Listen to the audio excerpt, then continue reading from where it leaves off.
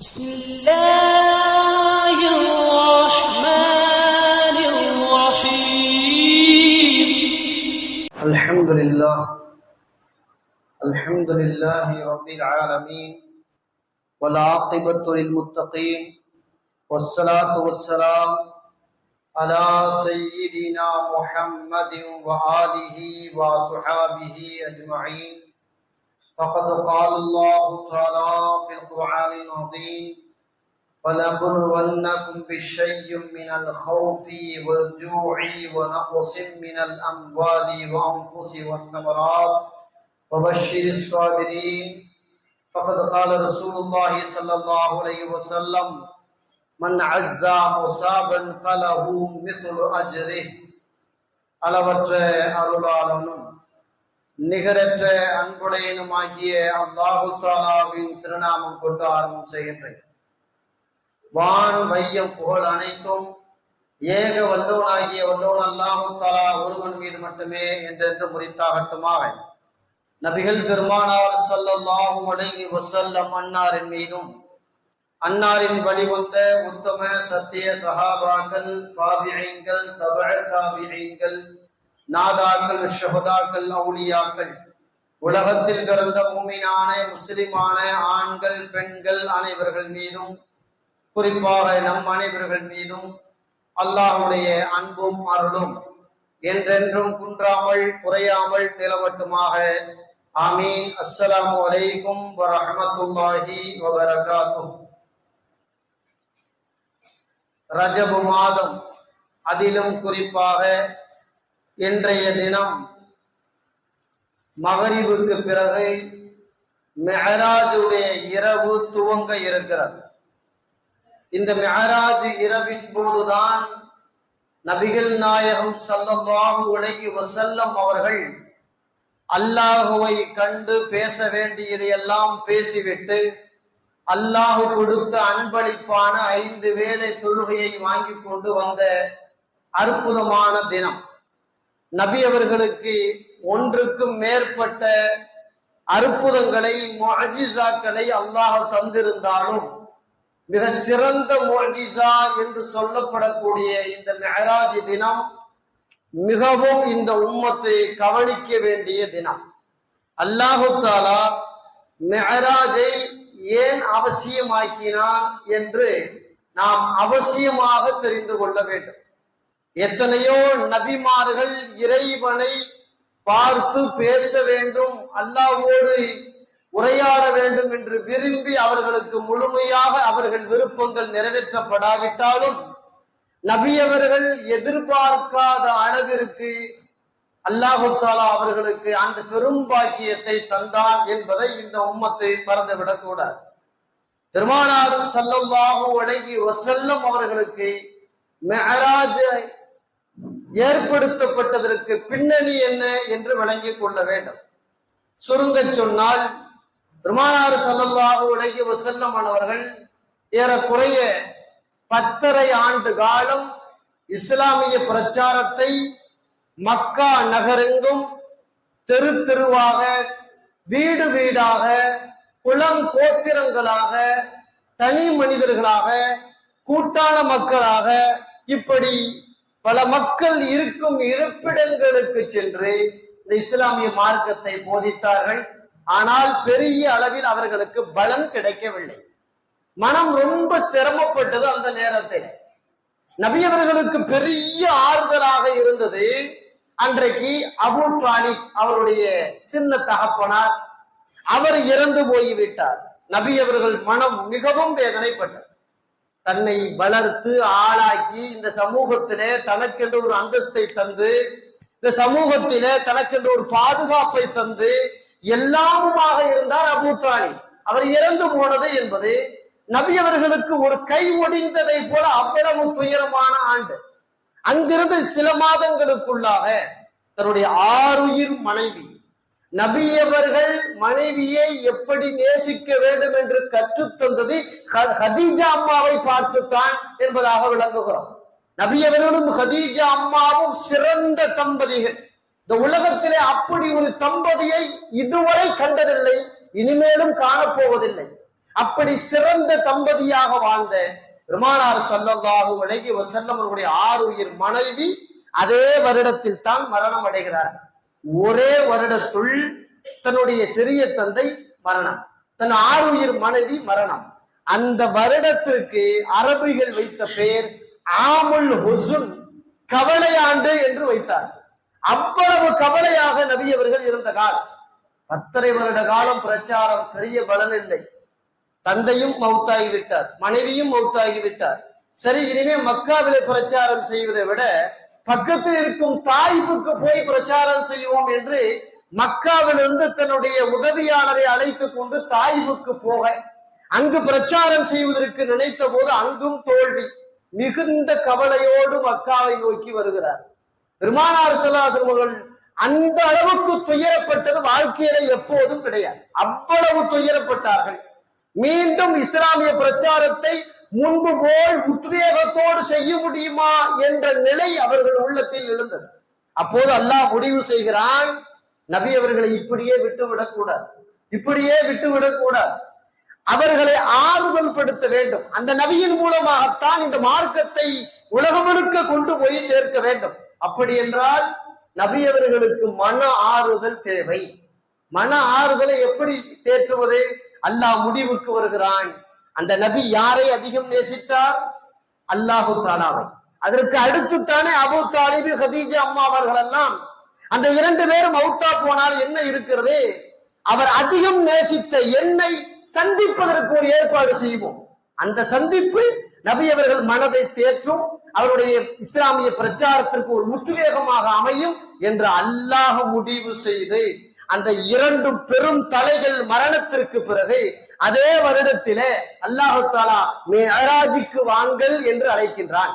நபி அவர்களை ஆறுதல் படுத்த. அந்த ஆறுதலுக்கு பிறகுதான் நபி அவர்கள் மதீனா புறப்படுகிறார்கள்.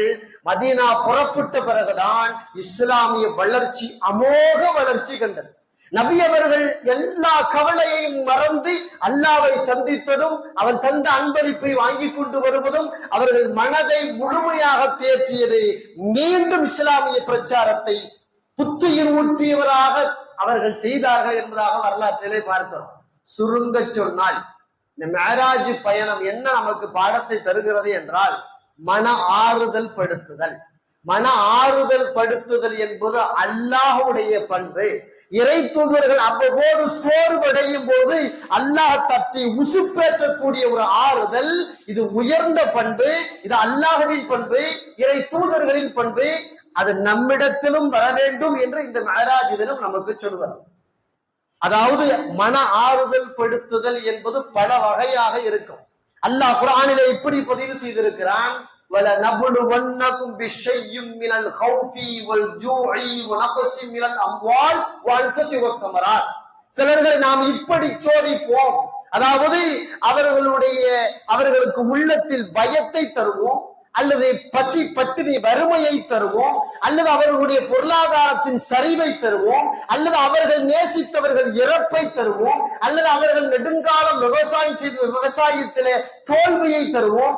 இப்படியாக அல்லாஹ்வுடைய சோதனை பறந்து விரிந்தது. இந்த வசனம் இறுதியிலே அல்லாஹ் இப்படி முடிக்கிறான், அதாவது இவ்வளவு சோதனைகளை நாம் தந்தபோதும் பொறுமையாக இருந்தால், நபியே அவர்கள் பொறுமையாக இருந்ததற்கு அவர்களுக்கு நீ சுபச்செய்தி சொல்லுங்கள் என்று அல்லாஹ் வசனத்தை கொடுக்கிறார். பெருமானார் ஸல்லல்லாஹு அலைஹி வஸல்லம் பொறுமையாக இருந்தார்கள். சிறிய தகப்பனார் மரணம், ஆருயிர் மனைவி மரணம், பொறுமையாக இருந்தார்கள். அவர்கள் எதிர்பார்த்ததை விட பன்மடங்கான சுபச்செய்தி அல்லாஹ் தந்தானா இல்லையா? அல்லாஹ் அவர்களுக்கு தந்தானா இல்லையா? கண் ஜாடைக்கு கட்டுப்படும் தோழர்களை அல்லாஹ் அவர்களுக்கு தந்தானா இல்லையா? அப்படி ஒரு தலைவரையும் உலகம் பார்த்ததில்லை, அப்படி ஒரு தோழர்களையும் உலகம் பார்த்ததில்லை. அது நபி அவர்களுக்கு அல்லாஹ் தந்த மிகப்பெரிய சுபச்செய்தி. அவ்வளவு பொறுமையாக இருந்தார். திருமீதியில இப்படி ஒரு நபி மொழி பதிவு செய்யப்பட்டிருக்கிறது. பெருமானார் ஸல்லல்லாஹு அலைஹி வஸல்லம் அவர்கள் சொல்வார்கள், மன் அஸ்ஸா முஸாபன், ஒரு மனிதன் சோதிக்கப்பட்டிருக்கிறான், அவனுக்கு யாரு மனதை தேற்றுவாரோ, இது என்னப்பா கவலை, இது இது என்னப்பா சோதனை, அல்லாஹ் பாத்துக்குவான், கவலையை விடு அப்படின்னு அவருடைய சோதனை நேரத்துல அவருக்கு நெருக்கமா போய் உட்கார்ந்து அவர் விரும்புற மாதிரி அவர் மனதை தேத்துறது இருக்குது. அதுக்கு என்ன கூலின்னு கேட்டா, சோதனையில் ஆட்பட்டவனுக்கு அல்லாஹ் என்ன கூலி தருவானோ அதே கூலிய ஆறுதல் படுத்தியவனுக்கும் அல்லாஹ் தருவான் என்று பெருமானார் ஸல்லல்லாஹு அலைஹி வஸல்லம் அவர்கள் சொல்கிறார்களா இல்லையா? அப்போ எல்லாத்துக்கும் கஷ்டம் வரும். கஷ்டம் வராத மனித படைப்பு எங்கேயும் கிடையாது. கஷ்டமே கொடுக்காம பிறந்ததுல இருந்து மௌத்து வரையும் வைக்கணும்னு அல்லாஹ் முடிவு பண்ணா, முதல்ல நபிமார்களைத்தான் அல்லாஹ் அப்படி வச்சிருக்கணும். எந்த நபியும் அப்படி வைக்கலையே. 1-2 பிரச்சனை இல்ல, ஆயிரக்கணக்கான பிரச்சனையை நபிமார்களுக்கு தான் அல்லாஹ் தந்தான். அதிலும் உச்சகட்டமான பிரச்சனைய பெருமானார் ஸல்லல்லாஹு அலைஹி அவர்களுக்கு தான் அல்லாஹ் தந்தான். அப்படிப்பட்ட நபி அவர்களுக்கு பிரச்சனையை தந்தானே அல்லாஹ், ஆனா அதன் பிறகு அவர்களுக்கு வெற்றியும் தந்தானா இல்லையா? அப்ப ஆறுதல் படுத்துதல் அப்படிங்கிறது மிகப்பெரிய ஒரு புண்ணியமான காரியம். அதாவது கணவன் மனைவிக்கு ஆறுதலாக, பிள்ளைகள் பெற்றோர்களுக்கு ஆறுதலாக, நண்பர்களுக்கு ஆறுதலாக, சொந்தம் பந்தங்களுக்கு ஆறுதலாக, தொழில் பார்ட்னர்களுக்கு ஆறுதலாக, ஆசிரியர்கள் மாணவர்களுக்கு ஆறுதலாக, இப்படி ஆறுதல் படுத்துதல் என்பது பல வகையானது. அது பறந்து விரிந்தது. பெருமானார் ஸல்லல்லாஹு அலைஹி வஸல்லம் அவர்கள் யாரை பார்த்தாலும் ஆறுதல் மொழியைத்தான் முதலில் சொல்வார். ஆறுதல் மொழி முதலில் அவர்கள் நாவிலிருந்து வெளிவரும். அதனால் தான் என்னவோ நபி அவர்கள் நினைத்ததை விட அதிகப்படும் மடங்கான வெற்றி அவர்களால் பெற முடிந்தது. நபி அவர்களுடைய உயர்ந்த குணம் என்ன தெரியுங்களா? யாருக்கு என்ன பிரச்சனைனாலும் ஓடி போய் அந்த பிரச்சனை என்னான்னு கேட்டு முதல்ல ஆறுதல் சொல்லுவாங்க, அடுத்து உதவி செய்வாங்க. அந்த உதவி எந்த அளவுக்குன்னா அவர் நினைச்சு பார்க்க முடியாத அளவுக்கு கூட இருக்கும். பெருமானார் ஸல்லல்லாஹு அலைஹி வஸல்லம் அவர்கள் ஆறுதல் படுத்தியவர்கள் எல்லாம் வரலாற்றிலே பொன்னெருத்துக்களால் பொறிக்கப்பட்டிருக்கிறார்.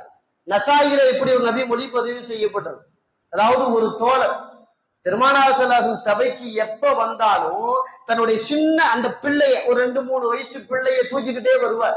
தூக்கிட்டு வந்து மடியில உட்கார வச்சுக்கிட்டு ரசூலுல்லாஹ் என்ன சொல்றாங்க அப்படின்னு இவரும் காது கொடுத்து கேட்பாரு, அந்த குழந்தையும் கேட்க வைப்பார். அப்படி ஒரு நிலை ஒரு தோழருக்கு இருந்துச்சு. பெருமானார் ஸல்லல்லாஹு அலைஹி வஸல்லம் கவனிச்சுக்கிட்டே வந்தார். கொஞ்ச காலம் பார்த்தா அவர் சபைக்கு வர்ற மாதிரி தெரியல. பெருமானார் ஸல்லல்லாஹு அலைஹி வஸல்லம் கேட்டாங்க, மாலி லா அரா ஃபுலானன், ஏப்பா ஒருத்தர் குழந்தையோட வருவாரப்பா, அவர் என்னப்பா நம்ம சபைக்கு இப்பெல்லாம் வர்ற மாதிரி தெரியலையே, அவருக்கு என்ன ஆச்சு, என்ன பிரச்சனை அப்படின்னு கேட்டாங்க. அப்ப மற்றவங்க சொன்னாங்க, வேற ஒண்ணும் இல்ல யா ரசூலுல்லாஹ், அவருடைய அந்த சின்ன பிள்ளையை தூக்கிக்கிட்டு வந்தாருல்ல, அந்த பிள்ளை மௌத்தா போச்சு. அந்த மௌத்தா போன அந்த சின்ன பிள்ளை மௌத்தா போனத கவலையை நினைச்சு உக்கி போய் வீட்டுக்குள்ளேயே உட்கார்ந்து இருக்காரு. உங்க சபைக்கு கூட அவரால் வர முடியாத அளவுக்கு கவலை தொண்டை அடைச்சு உட்கார்ந்து இருக்குது. அவ்வளவு சிரமத்துல அதாவது ரொம்ப கஷ்டத்துல இருக்கிறாரு அப்படின்னு சொன்ன உடனே பெருமானார் ஸல்லல்லாஹு அலைஹி வஸல்லம், அப்படியா, இது எனக்கு தெரியலையே அப்படின்னு நேர அவர் எங்க இருக்காருன்னு தேடி போனா. தேடி போய் அவரை பார்த்து சொன்னாங்க, என்னங்க உங்க பச்சை பிள்ளை சின்ன பிள்ளை இறந்து போச்சா, கவலைப்படாதீங்க, அந்த குழந்தை உங்களுக்கு மிகப்பெரிய ஆறுதலா நாளைக்கு வரப்போகுது. எப்படி? நாளைக்கு சொர்க்கத்துல நீங்க போறதுக்கு முன்னாடி சொர்க்கத்தின் கதவை அந்த பிள்ளை, நீங்க விரும்பின பிள்ளை திறந்து விடும். அதன் பிறகு நீங்க சொர்க்கம் போகலாம். அப்படி ஒரு குழந்தை தானே இறந்து போயிருக்கு, கவலைப்படாதீங்க, உங்களுக்கு முற்கூட்டியே சொர்க்கம் தயார் நிலையில் இருக்கிறது என்பதை பெருமானார் ஸல்லல்லாஹு அலைஹி வஸல்லம் சொல்கிறார். அப்ப அவர் எவ்வளவு விரும்புவார். அப்படியா யா ரசூலுல்லாஹ், அந்த பாக்கியம் எனக்கு கிடைக்குமா, என் மகன் சொர்க்கத்துக்கு கதவை திறந்து விடுவானா, அப்படின்னா நான் மனசை தேத்திக்கிறேன். ஐயா மகனுக்கு அவ்வளவு பெரிய அந்தஸ்து, அந்த மயனால எனக்கு அவ்வளவு பெரிய அந்தஸ்தா அப்படின்னு சொல்றாரு. பெருமானார் ஸல்லல்லாஹு அலைஹி வஸல்லம் அதை நபி மொழியை அறிவிக்கிறார். இந்த செய்தியை அவருக்கு எடுத்து சொல்றார். அப்போ ஒரு குழந்தை குட்டி இறந்து போகுதுன்னா அந்த தாய் தகப்ப ரொம்ப வேதனையில இருப்பாங்க. அதுவும் குறிப்பா அதாவது இந்த சின்ன பிள்ளை மௌத்தா போறதை எந்த தாயும் செவிச்சுக்க மாட்டான், எந்த தகப்பனும் செவிச்சுக்க மாட்டான். என்ன காரணம் கேட்டீங்கன்னா, அந்த பிள்ளை இங்க அம்மாவை பாரு அத்தாவை பாருன்னு சிரிக்கும், கொஞ்சம் தண்ணி மித்தினா ஓடி போய் தண்ணி மித்திட்டு வரும். என்ன சொன்னாலும் அந்த 2-3 வயசு பிள்ளை அத்தா அம்மாவுக்கு செய்யும். ஒரு 7-10 வயசு வந்தாதான் சட்டம் பேசுவான், உனக்கு செய்ய மாட்டேம்மா, எதிர்த்து பேசுவான், அதை சண்டைக்கு வருவான் இல்லையா. அந்த 2-3 1-2 வயசு பிள்ளை எப்ப பார்த்தாலும் சிரிக்கும், எப்ப பார்த்தாலும் பிள்ளை தாய் தன்னோட பழகும். அந்த குழந்தை இறந்து போறதுதான் பெரிய பிள்ளைங்க இறந்து போறதை விட கவலையே தருமா. அந்த ஹதீஸ்ல எழுதுறாங்க, நீண்ட விளக்கம் கொடுக்குறாங்க, பாலுகுடி பிள்ளை இறந்து போறதை எந்த தாய் தாக்கூட செலுத்திக்க முடியாது. ஏன்? பெருமானார் ஸல்லல்லாஹு அலைஹி வஸல்லம் அவர்கள் ஜைனப் அம்மா இறந்து போனாங்க, ருக்கையா அம்மா இறந்து போனாங்க, நிறைய, அதாவது 4 பெண் மக்கள்லாம் இறந்து போனாங்களே. அது ஒரு வயசு வந்த பிறகு, கல்யாணம் கட்டி கொடுத்த பிறகு, அடுத்தவருக்கு மனைவியான பிறகு இறந்து போனாங்களே. ரசூலுல்லாஹி ஸல்லல்லாஹு அலைஹி வஸல்லம் பெருசா கவலைப்படல. பாலுகுடி பிள்ளை, தன்னுடைய பிள்ளை இப்ராஹிம் ரலியல்லாஹு தஆலா இறந்து போன போது அழுதார்களே. கண்ணீர் விட்டது கண்கள் என்பதாக நபிமொழியிலே பதிவு செய்யப்பட்டிருக்கிறதா இல்லையா? சின்ன பிள்ளையுடைய மௌத்து அவ்வளவு சாதாரணமானதல்ல, அது தொண்டை அடைக்கக்கூடியதுதான். ஆனா அதை பொறுத்து கொள்ளணும், அதுக்கு ஆறுதல் படுத்தணும். அந்த ஆறுதல் படுத்துறதுங்கிறது ஒரு பெரிய நற்செயல்.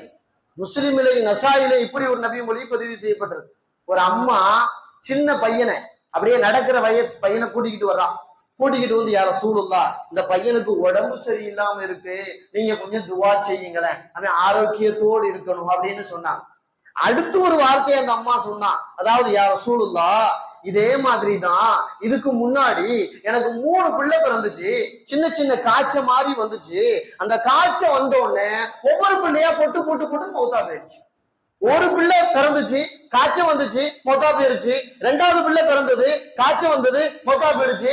3வது பிள்ளை, இப்படி 3 பிள்ளைய நான் பறி கொடுத்துட்டு இருக்க தாய். 4வது பிள்ளை, இந்த பிள்ளைக்கும் காய்ச்சல் வந்திருக்கு, யார சொல்லலாம், மொத்தா போயிருமோ அப்படின்னு பயமா இருக்கு. எப்படி? தான் பெத்த பிள்ளை 3 போயிருச்சு, இந்த பிள்ளையும் மௌத்தா போயிருமோன்னு பயமா இருக்கு.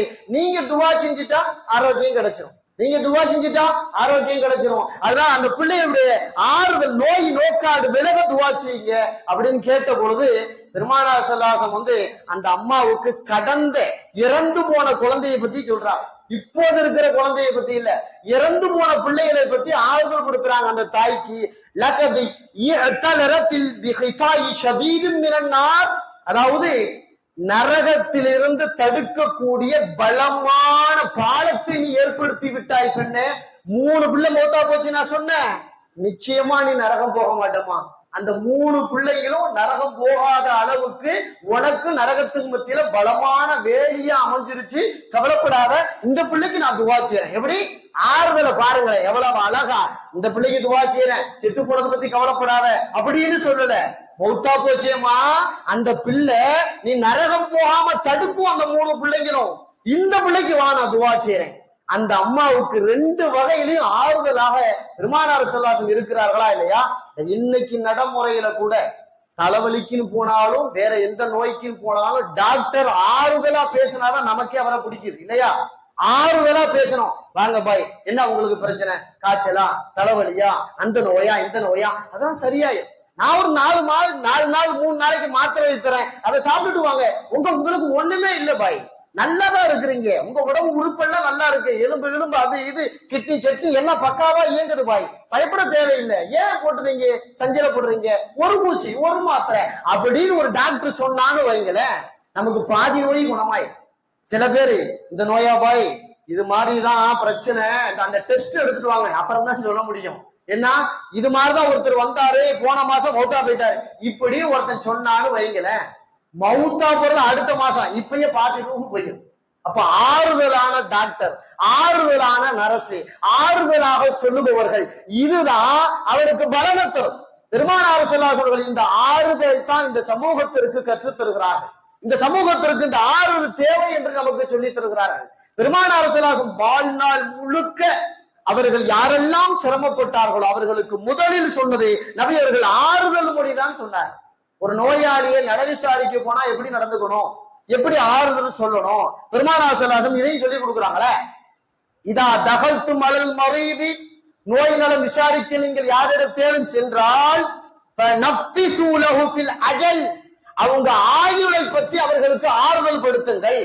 யார் நோய் நலம் விசாரிக்க போனாலும், என்ன மச்சான் இந்த காய்ச்சலா, ஒண்ணு இல்ல, உங்களுக்கு ஆயுசு கெட்டீங்க, எப்படி நீங்க ஒரு 100 வருஷம் வாழ போறீங்க, 70-80 வருஷம் வாழ போறீங்க, யாரு இதெல்லாம் பெரிய விஷயம் இல்ல இப்படின்னு சொன்னா அவருக்கு ஆறுதலா இருக்கும். அதை விட்டுட்டு இந்த நோய் வந்துருச்சா, இனி போய் பையால மாத்திரை சாப்பிடணும், நானும் அவன் சாப்பிடுறான் இவன் சாப்பிடுறான் இல்ல நானும் சாப்பிடுறேன், இந்த நோய் மௌத்தா போற வரைக்கும் விடாத அப்படின்னு ஒரு நோயாளிகிட்ட போய் சொன்னா அந்த நோயாளி என்ன நினைப்பான், இந்த கொள்ளையில போவோம் வராமலே இருந்திருக்கலாமே.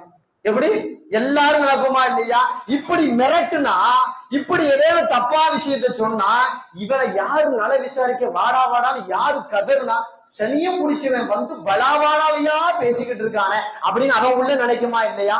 அப்ப அந்த மாதிரி வார்த்தையை சொல்லாம ஆறுதல் படுத்துற மாதிரி வார்த்தையை பயன்படுத்தணும். அல்லாஹ் உங்களுக்கு ஆபியத்தை தந்துருவான், நீங்க பழையபடி வந்துருவீங்க, நீங்க அது இது நல்லதெல்லாம் செஞ்சிருக்கீங்க, அதை மீண்டும் நீங்க தொடரலாம். இப்படி இந்த மாதிரி ஆறுதலான வார்த்தைகள் அந்த நோயாளிகளை சந்திச்சு ஆயுள் கெட்டின்னு முதல்ல சொல்லணுமா. பெருமானார் ஸல்லல்லாஹு அலைஹி வஸல்லம் என்ன சொல்லி கொடுக்குறாங்க, அதாவது அவர் ஆயுள் கெட்டின்னு முதல்ல சொல்லு. நீ சொல்றதால நடக்குதோ நடக்கலையோ, எல்லா மனுஷனுக்கும் ஆசை என்ன தெரியுங்க, நோய் வந்துட்டா இந்த நோயிலிருந்து மீண்டு நல்ல இன்னொரு 10 வருஷம், இன்னொரு 20 வருஷம், இன்னொரு 30 வருஷம் வாழ வந்து எல்லாத்துக்கும் ஆசை. எத்தனை ஹஜ்ஜு முடிச்சிருந்தாலும் ஆஜியா என்ன நினைப்பாரு, இன்னொரு 30-40 வருஷம் வாழ மாட்டோமா நினைப்பாரே தவிர அஜரத்து மௌத்துக்கு துவா செய்யுங்க யாரான்னு சொல்லியிருக்காங்களா? வாழ்க்கையில எங்கேயாவது கேட்டிருக்கிறோமா? மௌத்துக்கு மட்டும் துவாவே யாரும் செய்யுங்கன்னு சொல்ல மாட்டாங்க, ஹயாத்துக்கு தான், ஹயாத்துக்கு தான். அதனாலதான் ரசூலுல்லாஹ் சொல்றாங்க, அவனுக்கு ஆயுள் கெட்டின்னு சொல்லு, அதுதான் அவனுக்கு ஆறுதலை தரும். தமிழ்ல கூட ஒரு வார்த்தை உண்டு இல்ல, நோயாளியை பார்த்து என்ன ஆறுதலா சொன்னா, ஆறுதல் பாதி மாத்திரை மீதி, ரெண்டும் கலந்தாங்க நோய் குணமாகும். முதல்ல ஆறுதலை சொல்லணும், அப்புறம் தான் மாத்திரை, அப்புறம் தான் மருந்து, அப்புறம் தான் ஊசி, அப்புறம் தான் எல்லாமோ. முதல்ல ஆறுதல் சொல்லி பழகணும். அப்ப ஆறுதல்ங்கிறது சாதாரணமானதல்ல, அது நபிமார்கள் செய்த ஒரு திருப்பணி, ஒரு கண்ணியமான இபாதத்திற்குரிய ஒரு செயல்பாடு. அப்ப ஆறுதலான விஷயங்களைத்தான் பல நேரங்களில் சொல்ல வேண்டி இருக்கிறது. பெருமானார் ஸல்லல்லாஹு அலைஹி வஸல்லம் இஸ்லாமிய பிரச்சாரத்தினுடைய ஆரம்ப கட்டத்துல ஆரம்பத்திலேயே முஸ்லிமானவங்க வந்து யாசீர் ரலியல்லாஹு தஆலா அவங்க குடும்பம், யாசீர் அவருடைய மனைவி சுமையா அவருடைய மக்கள் அம்மார், இந்த 3 பேரும் ஆரம்பத்துல இஸ்லாத்துக்கு வந்துட்டாங்க. அவங்க அடிமைகளாக இருக்கிறாங்க. அதாவது அபூ ஜஹல் மாதிரி மோசமான மக்கள் எல்லாம் அந்த மொத்த குடும்பத்தையும் கொடுமைப்படுத்தினான். எந்த அளவுன்னு கேட்டா, யாசீர் அவருடைய வீட்டை தீய வச்சு கொளுத்தினான். முஸ்லீம் ஐடியா நீனு, அதை ஈமான விட மாட்டியா அப்படின்னு தீய வச்சு கொளுத்தினான். மொத்த வீட்டையும் கொளுத்தி எரிஞ்சான். ஜாமான்ஜெல்லாம் தீயோட தீயா கருகி போயிடுச்சு. அதோட விட்டாங்களா? கிடையாது. அந்த 3 பேர்த்தையும் சந்திக்கு எடுத்துட்டு வந்தான். கையிலையும் காலிலையும் இரும்பாலான சங்கிலிய பூட்டி நடு தெருவுக்குள்ள நீ விரட்டி விட்டான். ஓடுன்னு விரட்டி விட்டான். காலையும் கையிலையும் செயினை கட்டுனா, சங்கிலியை கட்டுனா எப்படி வேகமா நடக்க முடியும்? நடக்காத போது நல்ல கம்பிகளையும் கொம்புகளையும் வச்சு குத்தி விரட்டி அடிச்சான். அவ்வளவு கொடுமைப்படுத்தினான். கொஞ்சம் நெஞ்சம் கொடுமைப்படுத்தல. அதோட சுடு மணல்ல போய் மொட்டை மேலா படுக்க வச்சு பெரிய கல்லுகளை தூக்கி வச்சான். சுடு மணல்ல கிடத்தினா. இவ்வளவு நோவினை அனுபவிச்ச பொழுது பெருமானார் ஸல்லல்லாஹு அலைஹி வஸல்லம் தகவல் கிடைச்சிச்சு. யாசீர் ரலியல்லாஹுடைய குடும்பத்தார்கள் மொத்த பேரையும் வச்சு அபூ ஜஹல் தலைமையில கொடுமை விடுத்துறாங்க. தாங்க முடியாத கொடுமையில அவர் இருக்காரு, அந்த கொடுமை இருக்குது அப்படின்னு சொன்ன உடனே பெருமானார் ஸல்லல்லாஹு அலைஹி வஸல்லம் நேரா அவங்க இருக்கிற இடத்துக்கு போனாங்க. சுடு மணல்ல கடத்தி வைக்கப்பட்டிருக்கு. ரசூலுல்லாஹ்வுக்கு அப்போதைக்கு மக்காவோட போதிய பலத்தோடு இல்ல. அப்ப பெருமானார் ஸல்லல்லாஹு அலைஹி வஸல்லம் வந்து அந்த குடும்பத்தாரை பார்த்த உடனே எந்த உதவியும் செய்ய முடியல. கொடியவர்களிடத்திலிருந்து விடுதலை வாங்கி கொடுக்க முடியல. அந்த நேரத்துல ஆறுதல் அந்த குடும்பத்தார்களை பார்த்து சொன்னாங்க, இஸ்பிரு ஆல யாசீர், யாசீர் குடும்பத்தார்களே கொஞ்சம் பொறுமையாக இருங்கள். மௌஇதுகுமுல் ஜன்னா, உங்களுக்கு வாக்களிக்கப்பட்ட சொர்க்கம் தான். இந்த அற்பமானது இந்த நாட்கள் இது கடந்து போய்விடும். நீண்ட நாளாக வாழும் சொர்க்கம் உங்களுக்காக காத்திருக்கிறது. பொறுமையாக இருங்கள், ஈமானை விட்டு விடாதீர்கள் என்று பெருமானார் ஸல்லல்லாஹு அலைஹி வஸல்லம் அவர்கள் மரணத்திற்கு பிறகு இவர்கள் சொர்க்கவாதி என்று ஆறுதல் படுத்துகிறார். மரணத்திற்கு பிறகு இவர்கள் சொர்க்கவாதி என்று ஆறுதல் படுத்துகிறார்கள். அதோடு மட்டுமல்ல, அவர்களுக்கு இப்படி துஆ செய்கிறார்கள், அல்லாஹும்ம உஃபிர்லி ஆலி யாசீர், இறைவா இவ்வளவு துயரத்தை இந்த குடும்பம் அனுபவிக்கிறதே, இவர்களுடைய அனைத்து பாவத்தையும் மன்னிப்பாயா. பெருமானார் ஸல்லல்லாஹு அலைஹி வஸல்லம் துஆ கிடைச்சா எவ்வளவு பெரிய பாக்கியம். அந்த ஒரு துஆவும் ரசூலுல்லாஹ் சொன்ன அந்த சுப செய்தியும் தான் அவர்களுக்கு எவ்வளவு பெரிய முசீபத்து வந்தாலும் தாங்கிக்கலாம் அப்படிங்கிற மன திடத்தை அவர்களுக்கு தந்தது. எந்த அளவுன்னு கேட்டா, அதாவது சுமையா ரலியல்லாஹு தஆலா அந்த அம்மா வயசான கிழவி, இள வயசு கூட கிடையாது, வயசான கிழவி. அந்த அம்மா கிழவி இந்த காலில ஒரு ஒட்டகம், அந்த காலில ஒரு ஒட்டகத்தை கட்டி அபூஜஹல் தலைமையில 2 ஒட்டகத்தை 2 பக்கத்துல விரட்டுறான்.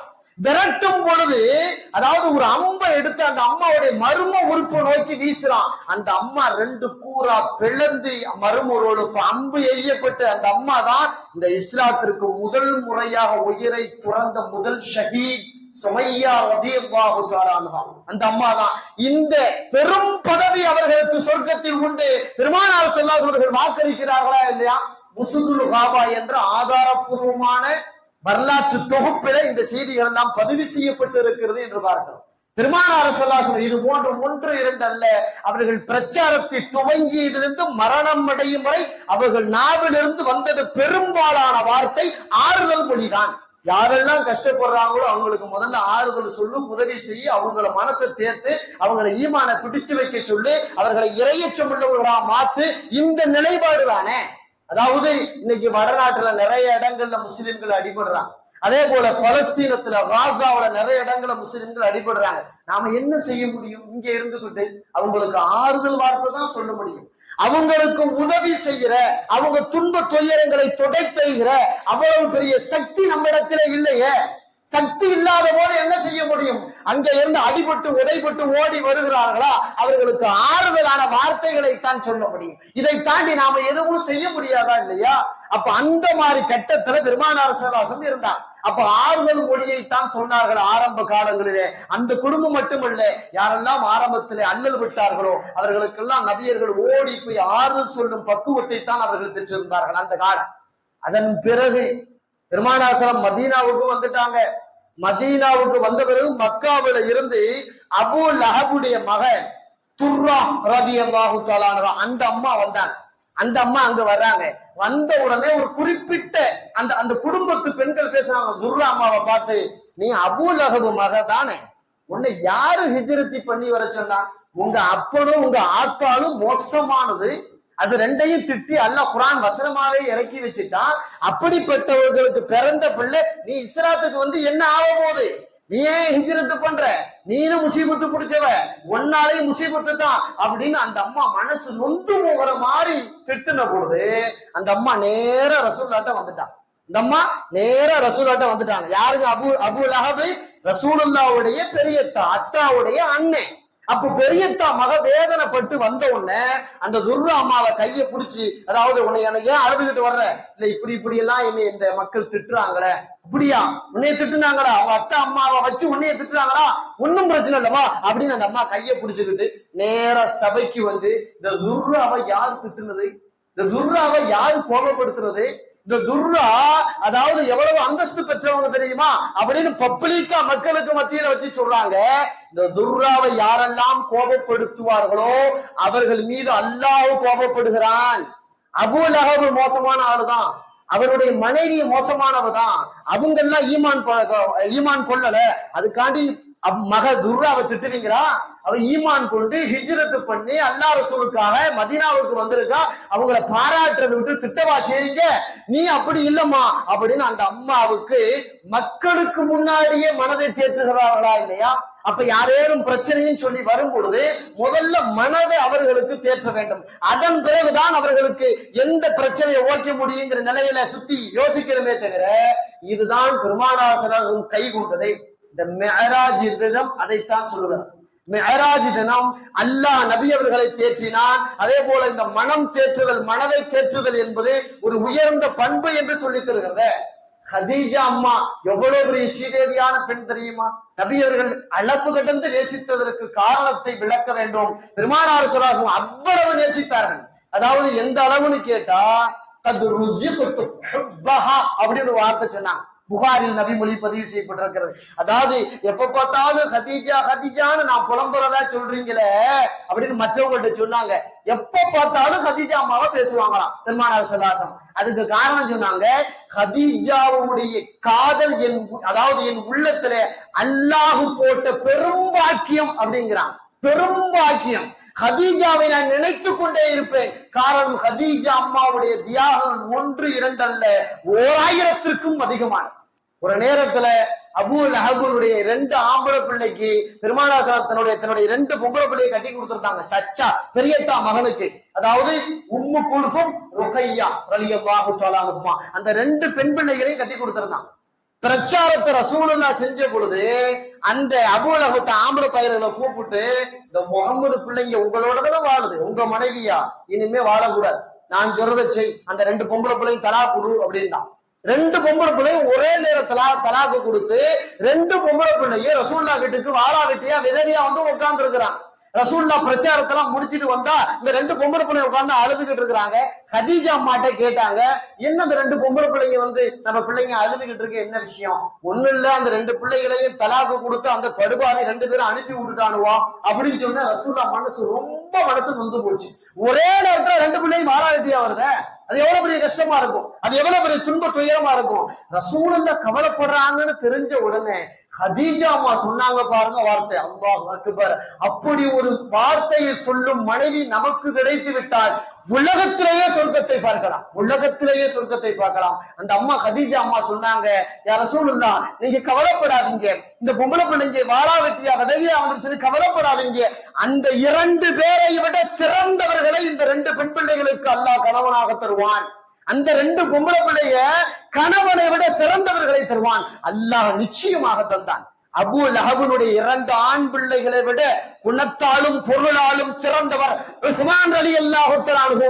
அந்த 2 பெண் பிள்ளைகளையும் கட்டி கொண்டார்களா இல்லையா, திருமணம் செய்து கொண்டார்களா இல்லையா? அப்படிப்பட்ட ஆறுதல். இன்னைக்கு நம்ம வீட்டு பொம்பளையா இருந்தா, சண்டாலே உன் வாயை வச்சுக்கிட்டு சும்மா இருக்கல, சனியம் பிடிச்சவன, உன் பிள்ளைய வாழ்க்கை வீணா போச்சு, சொத்து பட்டும் போச்சு, வாயத்தை மூடிட்டு இருந்தா சண்டால பயன, இந்த ஆளுக்கு விஷத்தை வச்சு கொண்டு விடுவோமா அப்படின்னு இன்னைக்கு நம்ம கதீஜா மாதிரி சொல்றாங்களா இல்லையா? அப்ப ஆறுதல் அப்படிங்கிறது அப்படிதான் இருக்கணும். ஆறுதல் என்பது கதீஜா அம்மாவை போல, வியாபாரத்துல நஷ்டம், இன்னைக்கு சரியா வியாபாரம் நடக்கல அப்படின்னு பொண்டாட்டிட்டு மட்டும் போய் சொல்லி பாருங்களேன், வேலை போயிருச்சு சொல்லி பாருங்களேன், அடுத்த கட்டமா அவ புலம்புவா பாருங்க. நீ ஏதாவது வாய வச்சுட்டு சும்மா இருந்திருக்க மாட்ட, சோம்பேறி பைய, அது இது குறை உள்ளவன், இருந்த வேலையும் போச்சா, சாப்பாட்டுக்கு இன்னைக்கு ஜிங்கிதான் அப்படின்பாளா இல்லையா? நஷ்டமாயி போச்சா, கடை இழுத்து மூடியாச்சா, நீ எங்கடா சரியா கவனிச்ச, கொள்ளையில போவானே அப்படின்னு திட்டுற கதீஜா தான் இன்னைக்கு நிறைய. இந்த வேலை இல்லையா, வியாபாரத்துல நஷ்டமா, கவலையை விடுங்க, அல்லாஹ் தருவான், அல்லாஹ் பாத்துக்குவான், நீங்க வந்து சாதாரணமான புத்திசாலி, பொழைச்சுக்கலாம் அப்படின்னு ஆறுதல் சொல்ற கதீஜாக்களை மிக மிக குறைவு. கதீஜா அம்மா வாழ்நாள் முழுக்க நபியவர்களுக்கு ஆறுதலாகவே இருந்தார்கள். நபியவர்களும் உயர்ந்த குணங்களை அவ்வப்போது கதீஜா அம்மா எடுத்து சொல்லிக் கொண்டே இருந்தார்கள். இப்படி எல்லாம் புகாரியில் கூட நபிமொழி பதிவு செய்யப்பட்டிருக்கிறது. அதனால சாலிகான மனைவிங்கிறதுக்கு அடையாளமே என்னன்னு கேட்டா, கணவன்மார்கள் சிரமப்படும் பொழுது அவ்வப்போது ஆறுதலாக இருப்பது, அவ்வப்போது ஆறுதலாக இருப்பதை. பெருமானார் ஸல்லல்லாஹு அலைஹி வஸல்லம் மூத்த மகன் ஜைனப் அம்மா மக்காவுல இருக்கிறாங்க. அவருடைய கணவர் அபுல் ஆஸ் பத்ர் யுத்தத்துக்கு போய் கைதியாக அவர் பிடிக்கப்பட்டார். கைதியா பிடிக்கப்படும் போது பெருமானார் ஸல்லல்லாஹு அலைஹி வஸல்லம் சொன்னாங்க, எப்பா கைதியா பிடிக்கப்பட்டிருக்கிறீங்க, நீங்க ஏதேனும் தொகையை கொடுத்தா, காசு பணத்தை தந்தா உங்களை நாங்க விடுவிப்போம், இல்லாட்டி விடுவிக்க மாட்டோம்னு ஒரு வார்த்தையை சொன்ன உடனே அபுல் ஆஸ் வந்து தன் மனைவிக்கு மக்காவுக்கு தகவலை சொல்லி விட்டார், நான் கைதியா மாட்டிக்கிட்டேன், நான் மீண்டும் இப்ப மக்காவுக்கு வரணும்னா ஏதேனும் காசு பணத்தை உங்க தகப்பனாரு கேட்கிறாரு, அங்க இருந்து கொடுத்து விடுன்னு சொன்னவனே ஜைனப் அம்மா தன் தாயின் நினைவாக இருந்த ஒரு செயினை கொடுத்து விட்டாங்க. செயினை கொடுத்து விடுறாங்க. அந்த செயின் அபுல் ஆசிட்ட வருது. அபுல் ஆசு கொண்டு போய் பெருமானார் ஸல்லல்லாஹு அலைஹி வஸல்லம் கையில கொடுத்த உடனே பெருமானார் ஸல்லல்லாஹு அலைஹி வஸல்லம் அந்த செயினை பார்த்த உடனே தாரை தாரையா அழுதார்கள். இந்த செய்தி யாரு விட்டு தெரியுமா? என் மனைவி கதீஜா விட்டு, என் மனைவி கதீஜா விட்டு. அந்த கதீஜா என் மகா ஜைனபுக்கு கொடுக்க, ஜைனபு தன் கணவனுக்காக கொடுத்து விட்டு இருக்கிறாளா? என் மக தன் கணவனை காப்பாற்றுவதற்கு கணவனுக்கு ஆறுதலாக இருக்கிறாரே என்று கதீஜா அம்மாவின் மீது இருந்த மரியாதையை போல ஜைனப் அம்மாவின் மீது நபியவர்களுக்கு ஒரு மரியாதை வந்ததா இல்லையா? அப்ப மனைவி மாறுனா அப்படிதான் இருக்கணும். இன்னைக்கு நம்ம வீட்டு ஜைனப் அம்மாட்ட போய் இந்த வியாபாரம் தொடங்கணும், உன் வீட்டு அந்த கையில போட்டிருக்க தாயேன்னு கேட்டா அல்லாஹு அக்பர், நம்ம அம்மாவா அத்தா வரைக்கும் திட்டுவான் இல்லையா? எங்க அப்பன் கொடுத்தது, என் அண்ணன் கொடுத்தது, என் தம்பி கொடுத்தது, என் குடும்பம் கொடுத்தது, உங்க ஆத்தாளா தந்தா கொள்ளையில போய் அண்ணப்ப அப்படின்னு பாடா இல்லையா? அட ஒரு முறை கேட்டதுக்காக வேண்டி வீட்டுல நகைய வைக்காம அம்மா வீட்டுல நகையை விட்டு வச்சுட்டு வந்த பொம்பளை எல்லாம் உண்டுங்க. புருஷங்காரன் கேட்கறான், தெரியாம தூக்கிட்டு போனாலும் போயிருவான். இவன் வியாபாரம் பண்ணணுங்கிறான், வெளிநாடு போகணுங்கிறான். அதெல்லாம் முடிஞ்சா நீ உங்க அண்ணன் நம்பிட்ட வாங்கிக்க, ஏன்ட்டெல்லாம் கேட்காதப்பா. இன்னைக்கு அப்படி ஜைனபு தானே நிறைய. எந்த ஜைனபு அந்த அம்மா மாதிரி உங்களுக்கு பிரச்சனையா? இந்த காதுல கிடக்கிற தரவா, இந்த மூக்குல கிடக்கிற தரவா, இந்த கழுத்துல கிடக்கிற தரவா சொல்லவே மாட்டாளே. அந்த மாதிரிலாம் நடக்கவே நடக்காது. நிறைய வீடுகள்ல உண்மையாவே அதுதான். ஏன்னா அம்மா எவ்வளவு நகை வச்சிருக்க, ஜக்காத்தெல்லாம் கணக்கு பண்ண சொல்லி அஜர்து ஜும்மால சொன்னாரேன்னு சொன்னா அவன் உள்ளதை சொல்ல மாட்டாளே. தெரிஞ்சிச்சுன்னா அடுத்த முறை நாள் கேட்பான்னு சொல்லிட்டு பெரிய நகையெல்லாம் ஒண்ணும் இல்ல, இந்த காதலே மூக்குலதான் கிடக்கும்பா. ஆனா அவன் 30 பவுன் உள்ள வச்சிருப்பான். இப்படி 30 பவுன் உள்ள வச்சிருப்பான், வெளியே சொல்ல மாட்டான். இதுதான் இன்றைய ஜைனப் அம்மாக்களுடைய யதார்த்த நிலை. அதாவது கணவனுக்காக, பிள்ளைகளுக்காக, சொந்த பந்தங்களுக்காக, யாருக்காக எந்த பிரச்சனை வந்தாலும் ஆறுதல் படுத்த வேண்டும் என்பது இஸ்லாமிய மரபு, இஸ்லாம் கற்றுத் தந்த ஒழுக்கம். இந்த மிஅராஜ் தினம் அதை தான் நமக்கு கற்றுத் தருகிறது. அல்லாஹ் மிஅராஜ் தினத்தை தந்து நபி அவர்களை ஆறுதல் படுத்தினால் இந்த சமூகத்தை ஆறுதல் படுத்துதல் என்பது ஒரு உயர்ந்த பண்பை வல்லோன் அல்லாஹு தஆலா நற்பண்பு என்று எதையெல்லாம் போதிக்கிறானோ அதை பின்பற்றி வாழும் பெரும் நசீபை, பாக்கியத்தை இறைவன் நமக்கு வழங்குவானாக. வாஹிர் தஅவானா அல்ஹம்துலில்லாஹி ரப்பில் ஆலமீன். அஸ்ஸலாமு அலைக்கும் வரஹ்மத்துல்லாஹி வபரகாத்துஹு.